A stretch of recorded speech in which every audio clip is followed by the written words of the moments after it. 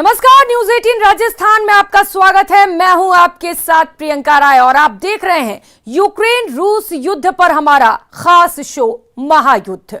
रूस और यूक्रेन के बीच जारी युद्ध में अब ट्विस्ट आ गया है। दोनों देशों के बीच कभी बातचीत के जरिए तेवर नरम कर दिए जाते हैं तो कभी तीखे वार कर माहौल को तनावपूर्ण करने का काम हो रहा है। हालांकि इस बीच भारत सरकार वहां बचे भारतीयों की वापसी की पुरजोर कोशिश भी कर रही है, लेकिन देखना अहम होगा कि इस महाघमासान का कब समाधान होगा।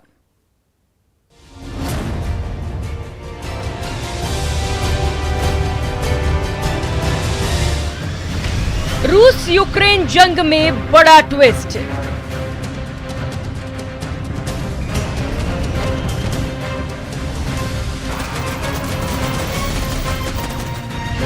पहले बातचीत, फिर कड़े तेवर।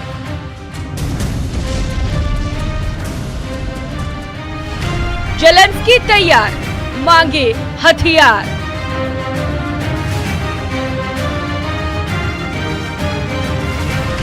आर पार के लिए पुतिन भी तैयार।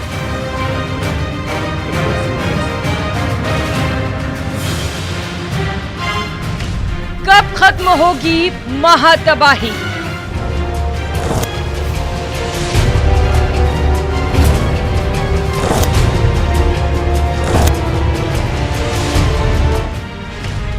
महाघमासान का कब होगा समाधान?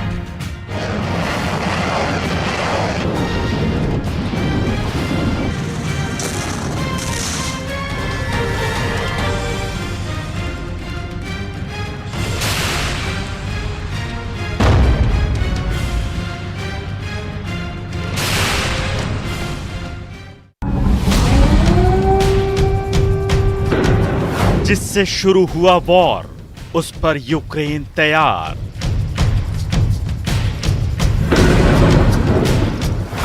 नरमी लाएगी रंग, थम जाएगी जंग।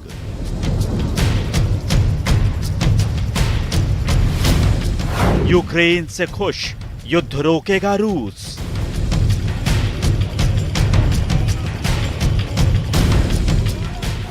शांति, अब हो जाएगा समझौता।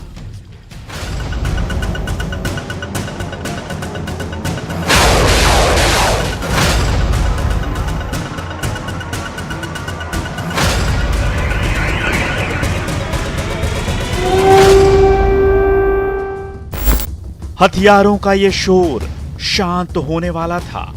लड़ाई खत्म होने की उम्मीद जागी थी। बातचीत के लिए सकारात्मक माहौल बन सकता था, लेकिन जेलेंस्की के बदले तेवर ने सब पर पानी फेर दिया। कैसे, ये हम बाद में बताएंगे। पहले आप शांति के लिए जो संकेत मिले थे उसे समझिए। यूक्रेन पर हमला बंद करने के लिए रूस ने 3 मांगे रखी हैं। नाटो में ना शामिल होना, क्रीमिया को रूसी क्षेत्र मानना और तीसरी डोनेत्स्क और लुहांस्क को स्वतंत्र घोषित करना शामिल है। मंगलवार को एक अमेरिकी टीवी चैनल को दिए इंटरव्यू में जेलेंस्की ने करीब करीब ये तीनों मांगे मान ली थी। मसलन जेलेंस्की ने नाटो में नहीं शामिल होने की बात कही। मैं बातचीत के लिए तैयार हूं। जब हमें समझ आ गया कि नाटो हमें स्वीकार करने के लिए तैयार नहीं है, इसके बाद मैं काफी पहले ही इस सवाल को पीछे छोड़ चुका था। नाटो विवादित चीजों और रूस के साथ टकराव को लेकर काफी डरता रहा है। इतना ही नहीं, विवादित इलाकों पर भी जेलेंस्की के रुख नरम ही दिखे। मैं सुरक्षा गारंटी की बात कर रहा हूं। मुझे लगता है कि अस्थायी तौर पर कब्जा किए गए क्षेत्र को रूस को छोड़कर किसी ने भी मान्यता नहीं दी है और ये छद्म राष्ट्र हैं। लेकिन हम इस पर बात कर सकते हैं और इस पर समझौता कर सकते हैं कि कैसे ये क्षेत्र आगे चल सकते हैं। यानी जिन मुद्दों को लेकर लड़ाई शुरू हुई थी, यूक्रेन उन सभी मुद्दों पर बात करने को तैयार था। इधर यूक्रेन की नरमी के बाद बुधवार को रूस ने कहा, हमारा मकसद यूक्रेन सरकार को हटाना नहीं है।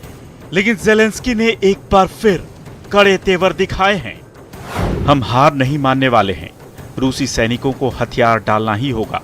अब ऐसे तेवर बदलेंगे तो फिर कैसे सफल होगी बातचीत? रूस और यूक्रेन के बीच 3 दौर की बातचीत हो चुकी है और गुरुवार को रूसी और यूक्रेनी विदेश मंत्रियों के बीच बैठक के बाद चौथे दौर की वार्ता होने की संभावना है। Bureau report, news 18 network.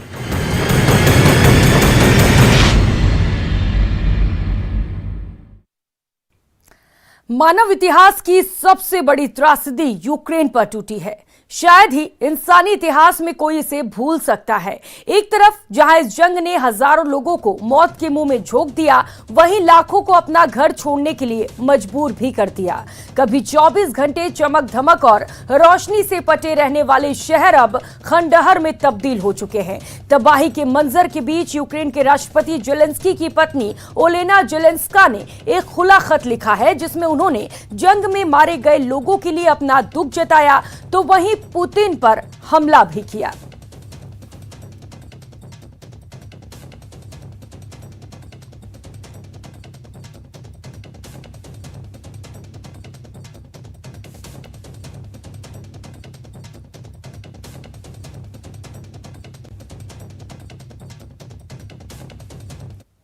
को हम सभी रूस के हमले के साथ जाग गए। टैंकों ने यूक्रेन की सीमा को पार किया, विमानों ने हमारे हवाई क्षेत्र में प्रवेश किया, मिसाइलों ने हमारे शहरों को घेर लिया। रूस इसे विशेष अभियान कहता है, जबकि असल में ये यूक्रेनी नागरिकों की हत्या है। 8 साल की एलिस ओख्तिर्का की सड़कों पर मर गई, जबकि उसके दादा ने उसे बचाने की कोशिश की। इसी प्रकार कीव की पोलिना अपने माता पिता के साथ गोलीबारी में मर गई। 14 साल के आर्सेनी के सिर में मलबे से चोट लगी और फिर उसकी मौत हो गई, क्योंकि आग ज्यादा फैलने के कारण समय पर उसे एम्बुलेंस नहीं मिल सकी। रूस कहता है कि वो नागरिकों के खिलाफ युद्ध नहीं छेड़ रहा है। मैं उन नागरिकों की हत्या में पहले इन मारे गए बच्चों के नाम पुकारती हूँ। यूक्रेन के लोग कभी हार नहीं मानेंगे, हथियार नहीं डालेंगे। तो रूस की सेना के टैंक यूक्रेन के शहरों की तरफ बढ़ रहे हैं। खार्किव में रूस के हमले में आज 27 लोगों की मौत हुई है। वहीं कीव जतोमर में हाई हमले का अलर्ट जारी हुआ है। लोगों को बंकर में रहने को कहा गया है। वहीं यूक्रेन की सेना ने एक वीडियो जारी कर दिखाया है कि कैसे उनकी सेना ने रूसी हेलीकॉप्टर को मार गिराया है और यूक्रेन की सेना मोर्चे पर डटी है।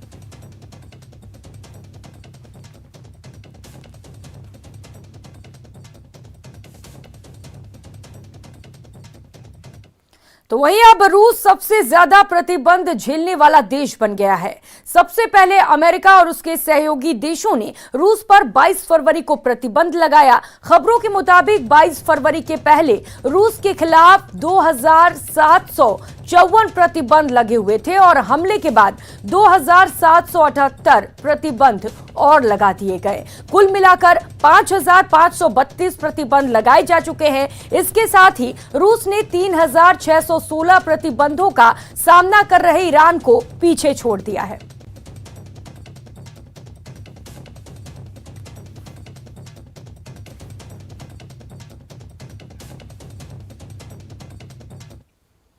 तो यूक्रेन के साथ जारी जंग के बीच रूस ने पश्चिम को चेतावनी दी और उस पर लगाए गए प्रतिबंधों के लिए व्यापक प्रतिक्रिया पर काम किया है, जो पश्चिम के सबसे संवेदनशील क्षेत्रों में तेजी से महसूस की जाएगी। रूस की अर्थव्यवस्था 1991 के सोवियत संघ के पतन के बाद सबसे गंभीर संकट का सामना कर रही है, जब पश्चिम ने यूक्रेन पर मॉस्को के हमले के बाद लगभग पूरी रूसी वित्तीय और कॉरपोरेट प्रणाली पर गंभीर प्रतिबंध लगा दिए हैं। खबरों के मुताबिक रूस ने नॉर्ड स्ट्रीम 1 पाइपलाइन के जरिए यूरोप को प्राकृतिक गैस की आपूर्ति में कटौती करने की धमकी दी है। अगर रूस ऐसा करता है तो पहले से ही डगमगाए हुए ऊर्जा बाजार में और उथल-पुथल मच सकती है। रूस के ऐसा करने से कीमतों में बढ़ोतरी संभव है।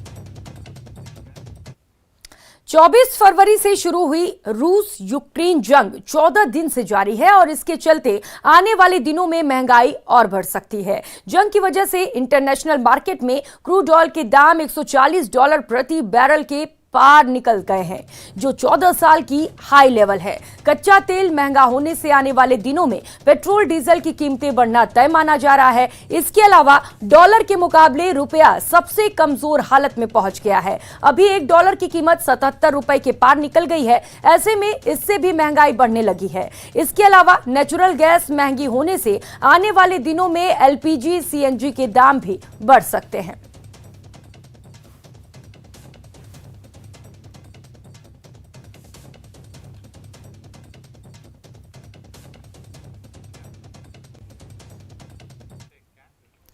उधर रूस यूक्रेन युद्ध को लेकर पीएम नरेंद्र मोदी ने हंगरी के प्रधानमंत्री विक्टर ओरबान से फोन पर बातचीत की। दोनों नेताओं ने यूक्रेन में चल रही स्थिति पर चर्चा की और तत्काल युद्ध विराम सुनिश्चित करने और कूटनीति और बातचीत की वापसी सुनिश्चित करने की आवश्यकता पर सहमति जताई।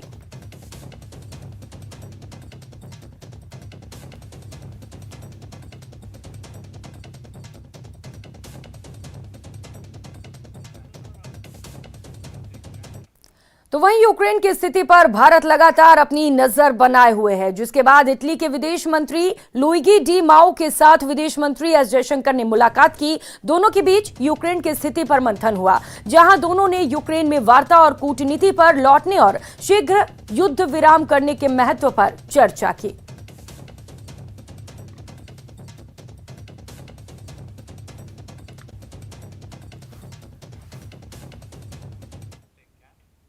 भारतीयों की सुरक्षित वापसी के साथ साथ भारत सरकार यूक्रेन में मानवीय मदद भी पहुंचा रही है। इसी के तहत भारत से यूक्रेन के लिए मानवीय सहायता की दूसरी किश्त आईएएफ की उड़ान से बुखारेस्ट पहुंची, जिसे यूक्रेन भेजने के लिए रोमानिया अधिकारियों को सौंप दिया गया।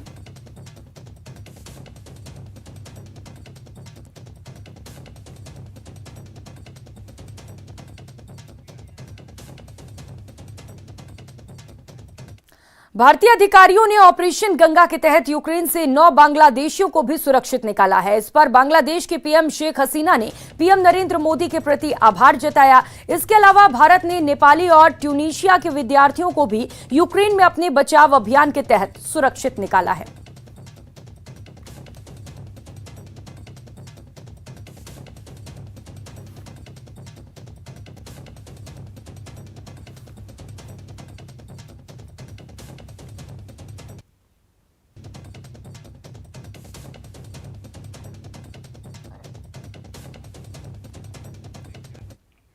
तो जैसा कि रूस और यूक्रेन के बीच पिछले 14 दिनों से युद्ध जारी है, युद्ध के इस हालात में फंसे भारतीयों को सुरक्षित वापस लाने के लिए सरकार ने ऑपरेशन गंगा चलाया, जिसके तहत यूक्रेन में फंसे अधिकांश भारतीयों को निकाल लिया गया है। इस ऑपरेशन के जरिए सरकार ने न केवल भारतीय नागरिकों को ही बल्कि नेपाल, बांग्लादेश और पाकिस्तान के नागरिकों की भी मदद की। विदेशी नागरिक भी अब सरकार की जमकर तारीफ कर रहे हैं। ऐसी ही एक छात्रा हैं आसमा शफीक, जो पड़ोसी मुल्क पाकिस्तान की रहने वाली हैं।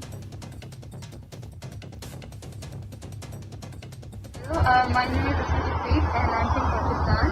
And I'm really thankful to the embassy of Indian Embassy of Kyiv for supporting us all the way here, as we were stuck in very difficult situations. And also thanking the Prime Minister of India, and thank you so much for supporting us, and hope we get home safe. Hello, my name is... यहाँ रुकेंगे एक छोटे से break के लिए, लौटेंगे फौरन।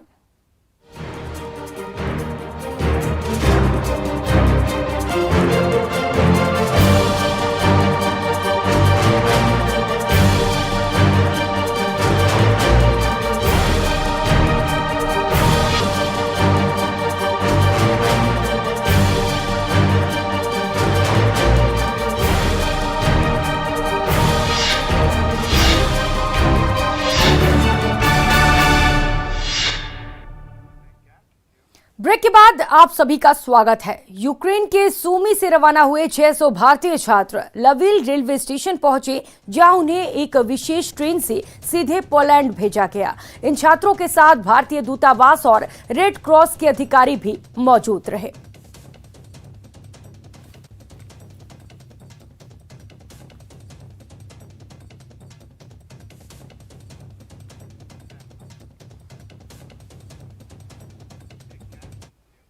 वहीं रोमानिया के रास्ते भी भारतीयों को सुरक्षित निकालने का सिलसिला लगातार जारी है। रोमानिया के रास्ते लगभग 8,000 भारतीयों को निकाला गया। आखिरी विशेष उड़ान बुखारेस्ट से रवाना होगी। भारत ने अपने नागरिकों की सुरक्षित वापसी के लिए रोमानिया की सरकार और लोगों की मदद के लिए आभार व्यक्त किया।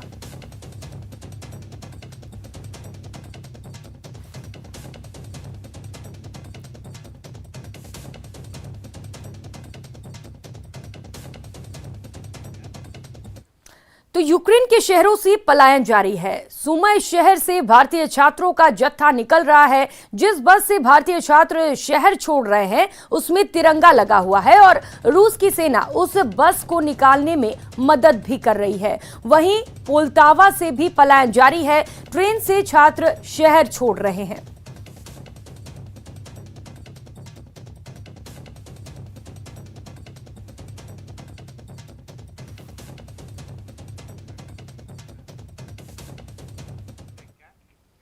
उधर यूक्रेन से मंगलवार को 650 भारतीय स्टूडेंट्स को निकाला गया। यहां पहले दिन से ही दोनों सेनाओं में भीषण युद्ध चल रहा है और भारी गोलीबारी भी हो रही है। एक रिपोर्ट।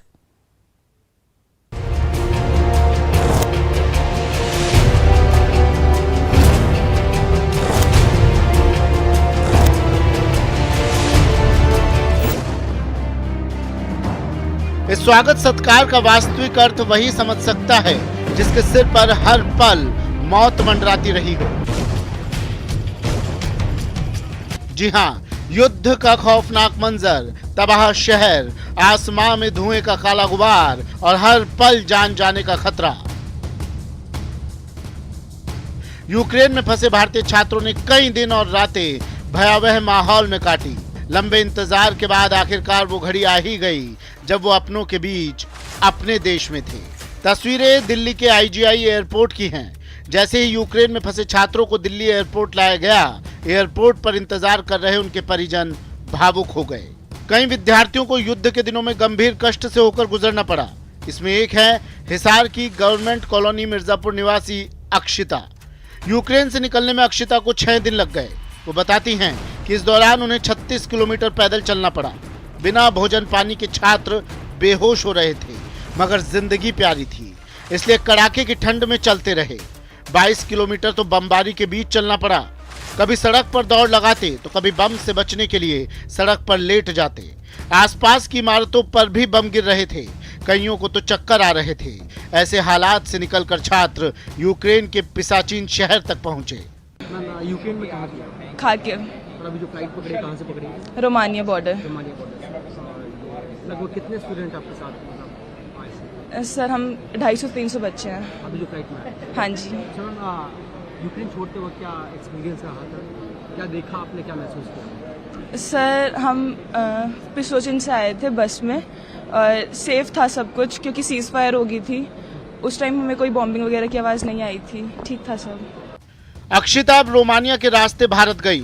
अक्षिता के अभिभावक बताते हैं कि बेटी अक्षिता खार्किव की नेशनल मेडिकल यूनिवर्सिटी में द्वितीय वर्ष की छात्रा है।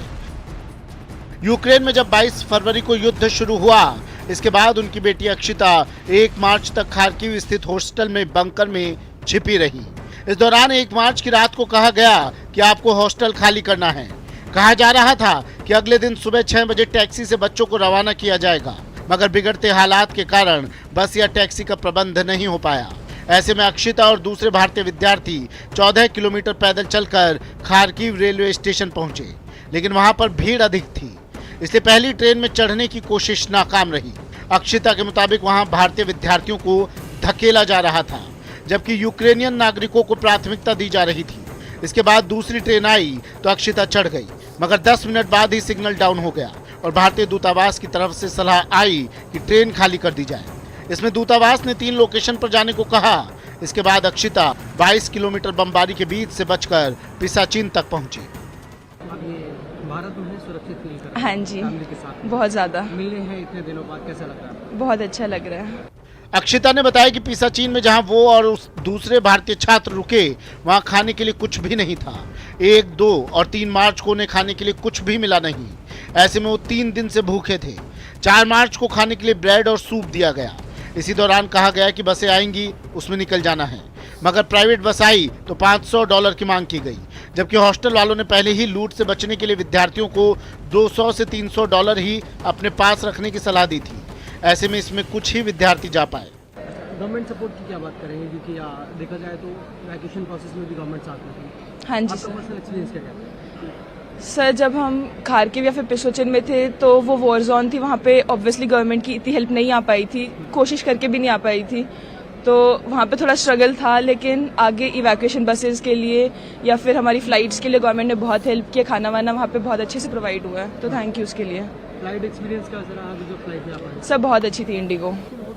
इस जोन में आपकी बेटी थी, आप यहाँ इंडिया में थी, बहुत बात कर रही थी, तो कितना अपने आप को बहुत संभालना कितना मुश्किल था, बहुत मुश्किल था। जब बच्चा परेशान हो तो माँ बाप कैसे अच्छे से रह सकते हैं। बहुत दिक्कत आई उस टाइम।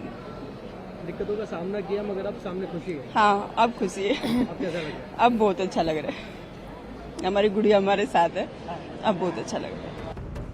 यूक्रेन से लौटे छात्रों ने कहा कि देश से 6000 किलोमीटर दूर युद्ध के बीच अपने लोगों की सुरक्षा के लिए मोदी सरकार जैसा प्रयास कर रही है, उसने दूसरे देशों के साथ ही छात्रों को भी कायल बना दिया है। रोमानिया और हंगरी बॉर्डर तो केवल भारतीयों के लिए ही खुल रहे हैं। वहां पहुंचकर ये समझ आया कि मोदी है तो मुमकिन है। Bureau report, news 18 Rajasthan.